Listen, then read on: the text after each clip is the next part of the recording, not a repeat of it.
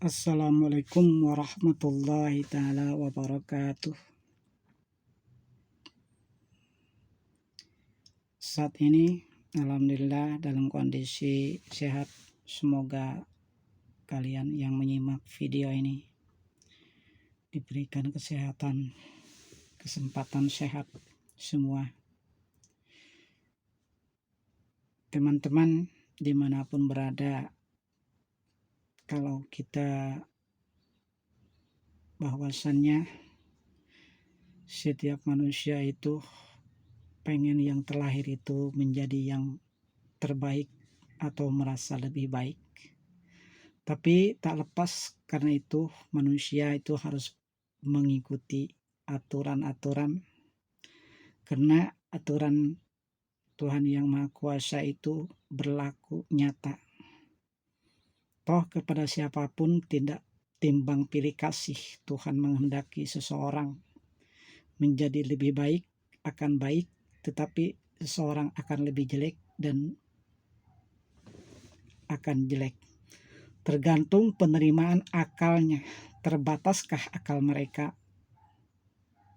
Terbataskah mereka dengan menggunakan akalnya hanya untuk membatasi ruang, tidak terbuka? Padahal pernah ayat suci mengatakan di dalam Al-Quran, Inna anzalnal Quran lidzikri fahal min mudzakir, terutama li ulil albab. Pernahkah kita mengambil pelajaran dari Al-Quran, terutama kepada orang-orang yang berakal? Apakah akal kita dibatasi dengan ruang? Berarti kalau kita berpikir-pikir tentang tadabbur atau tentang zikir, menggali, mengkaji tentang kekuasaan Allah, berarti orang itu akalnya luas. Nah, saudara kaum muslimin, teman-teman dimanapun berada, saya sedang di sini ada di mobil sambil menunggu jemputan, ya, menunggu panggilan bos. Ini saya akan berbicara kepada yang berbunyi innama soha a'malun biniyat. Setiap sah dan amal perbuatan itu dengan niat. Mengapa? Karena niat ini pangkal utamanya kehidupan manusia. Toh sesuatu dengan niat kita mengerjakan suatu amal kebajikan atau kebaikan, sekalipun tidak dianjalkan Rasulullah akan tersenyum dan senang. Tapi itu yang menyangkut kebaikan, yang bisa bermanfaat an-aulinnas, yang bisa memanfaatkan kepada manusia.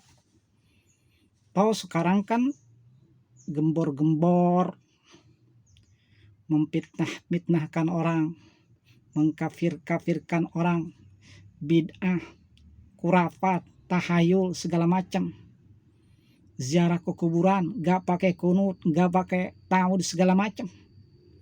Udah dipanjang-panjangkan, dilebar-lebarkan. Mereka tidak berpikir bahwa pemikiran yang luas itu liulil albab, menggali, mengkaji di dalam Al-Quran, lidzikri fahal min mudzakir. Apakah udah menggali tentang Al-Quran menjadi sebagai pelajaran? Teruntuk utama orang-orang yang berpikir dan liulil albab. Kadang ini bermacam-macam di Indonesia ini khilafatul muslimin.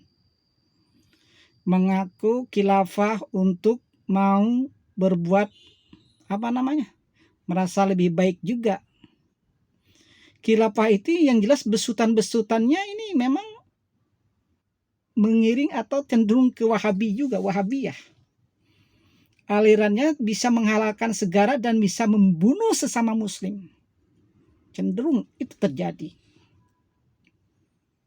Karena khilafah ini menyangkut soal agama. Tetapi banyak penyelewengan di dalamnya, gembong-gembong atas nama gua. Gua bersembunyi di dalam negara yang sah. Itu adalah khilafatul muslimin sekarang. Muhammadiyah. Ada juga kadang-kadang pemerintah juga nggak mau mengikuti apa yang dianjurkan. Kata Muhammadiyah, ini lebaran bakal terjadi 2 kali. Atau ini Idul Adha ini pemerintah menetapkan 9. Muhammadiyah menetapkan tanggal 9, pemerintah tanggal 10. Ada apa ini? Maksud dan tujuannya. Perbedaan itu sunatullah tetapi membingungkan umat. Umat ya tidak apa-apa, tapi sunatullah tetapi membingungkan. Umat dibuat kocar-kacir, umat dibuat tidak jelas. Sedangkan umat inginnya bersatu, kebersamaan, keselarasan, bukan untuk berkotak-kotak, berpecah-pecah. Apa Rasulullah mengajarkan begitu? Udah jelas. Ketika Mu'ad ditanya, "Hai Mu'ad, kalau kamu memutuskan suatu perkara, kalau tidak ada dari sunnahku, mau ngambil kamu dari apa?" Jawab Mu'ad, dari kitabullah. Kalau kamu tidak ada dari kitabullah, ya dari sunnah Rasul. Kalau kamu tidak ada juga dari sunnah Rasul, ijtihad. Ijtihad menurut, bukan hawa nafsu yang diikuti. Bukan mau mengkafir-kafirkan orang lain yang diikuti, bukan membidah-bidahkan orang lain. Tetapi keselarasan umat terjadi, bagaimana pergolakan perkembangan umat, kemajuan umat dipertimbangkan. Imam Syafi'i pun begitu.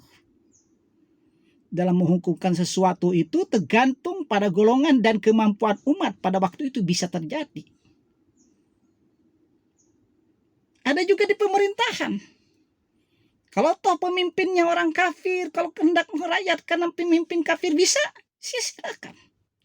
Diambil manfaatnya. Kalau toh kebanyakan muslim gontok-gontokan, merasa lebih benar, merasa ini saya paling baik, merasa saya ini sunnah, salafus soleh. Apakah mereka yang akan menyombongkan diri dengan kegemaran-kegemarannya itu selalu merasa lebih soleh? Apakah Allah akan menilai orang itu dengan soleh? Sebab ketahuan Allah setimbang biji kecil pun amal perbuatan seseorang itu akan dilihat kecil dan besarnya, walaupun sebesar sawi, baik dan buruknya. Di sini saya kutipkan tentang innama soha amalu biniyat. Setiap perkara yang menyangkut niatnya baik demi kemaslahatan umat boleh.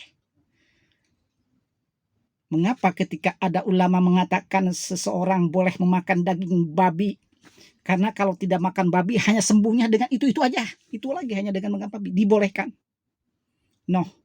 Sekalipun mencuri mazharat karena kelaparan. Karena dia akan mati kalau tidak makan. Kecuali hanya dengan mencuri.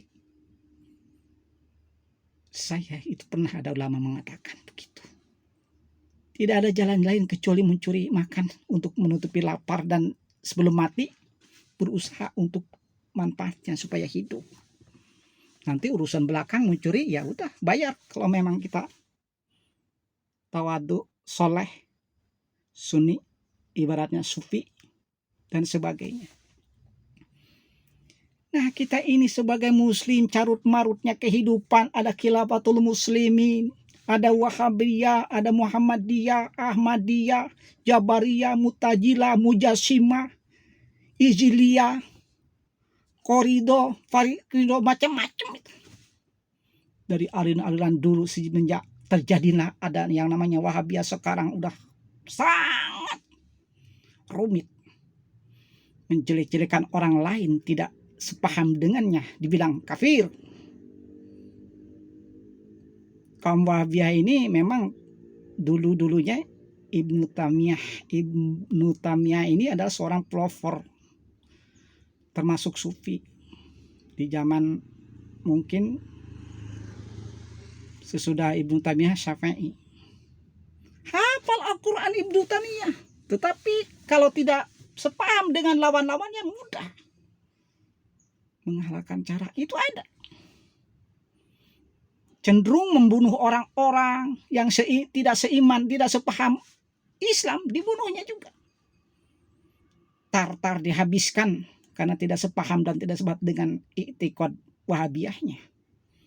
Cerung aliran-aliran ini bisa menghalalkan segala cara. Karena otaknya terbatas, kayak model Allahul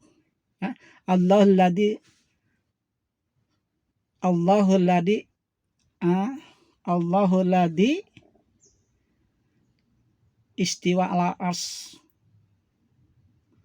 Artinya Allah itu katanya istiwa bersemayam di atas, cenderung dengan bersemayamnya Tuhan itu hanya tetap pada pendirian akalnya tidak terbuka, tutup terbatas, tetap mengatakan Tuhannya ada di langit. Mereka tidak berbicara ketika Nabi Musa berdoa di Gunung Tursi itu ada. Mereka tidak berbicara idza da'a abdi da'ani, ini qorib, dekat. Tidak berbicara, tetap cenderung terbatas di dalam akal pemikiran Wahabiyah.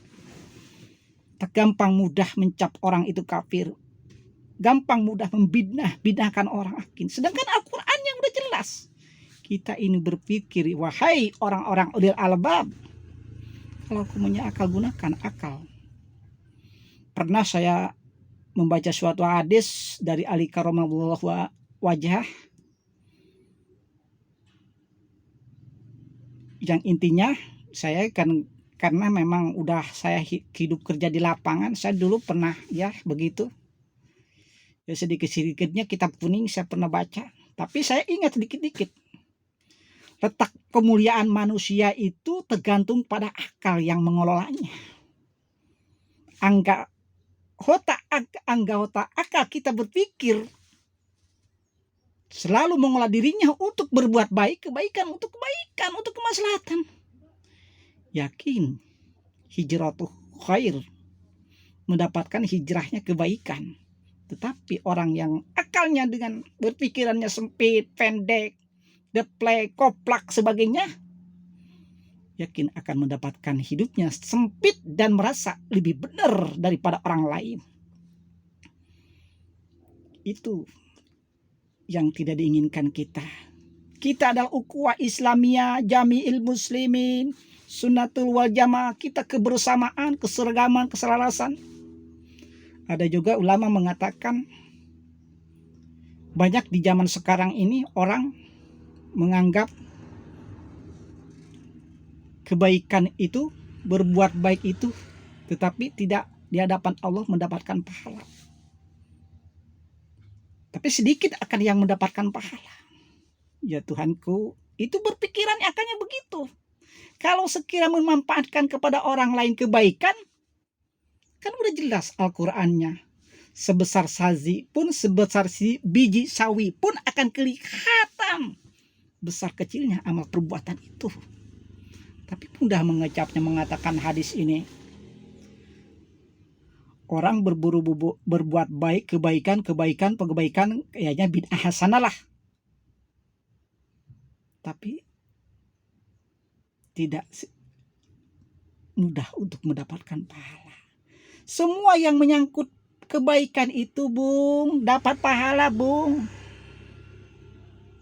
Kan tadi saya katakan inna soha amalu biniyat. Setiap kebaikan itu akan mendapatkan, setiap amal perbuatan itu dengan sah niat. Tergantung niatnya. Ingin berbuat baikkah di dalam hati nuraninya.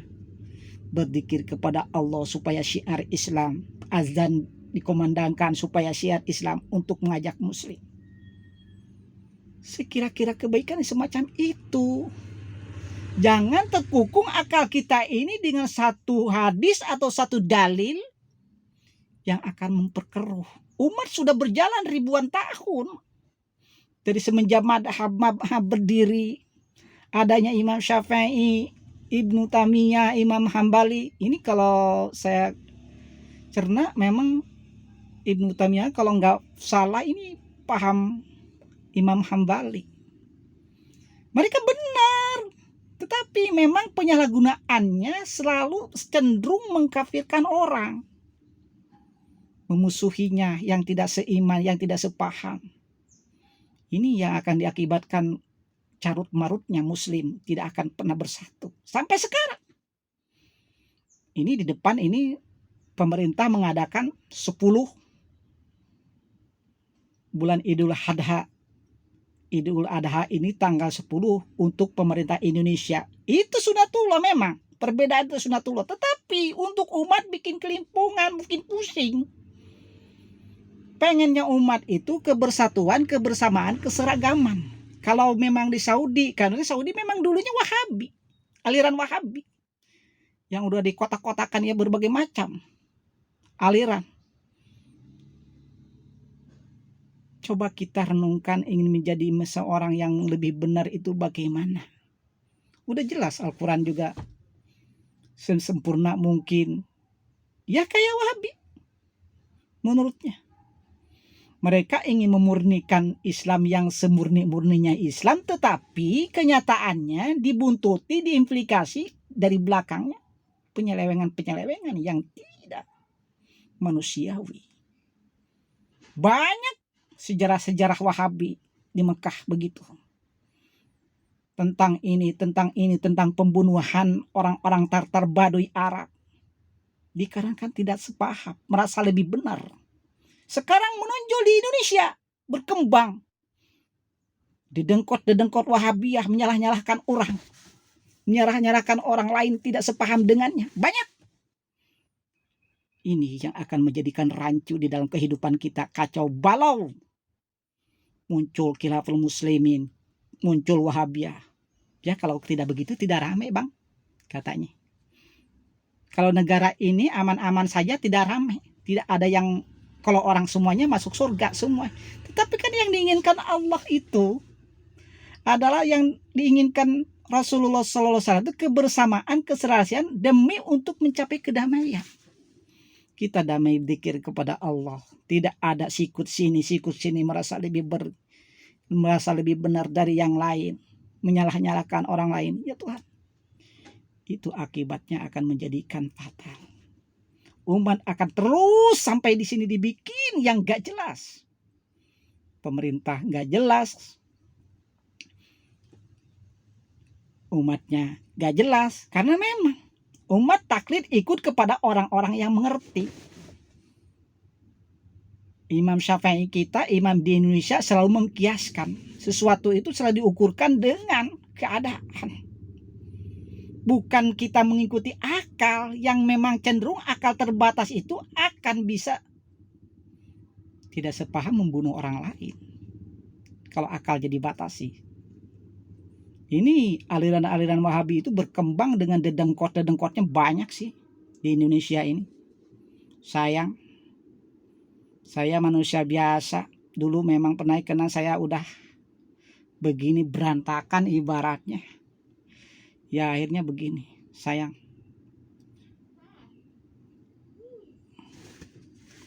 Oke guys, gitu aja dulu. Ini ada panggilan bos, saya suruh kerja lagi. Oke, terima kasih.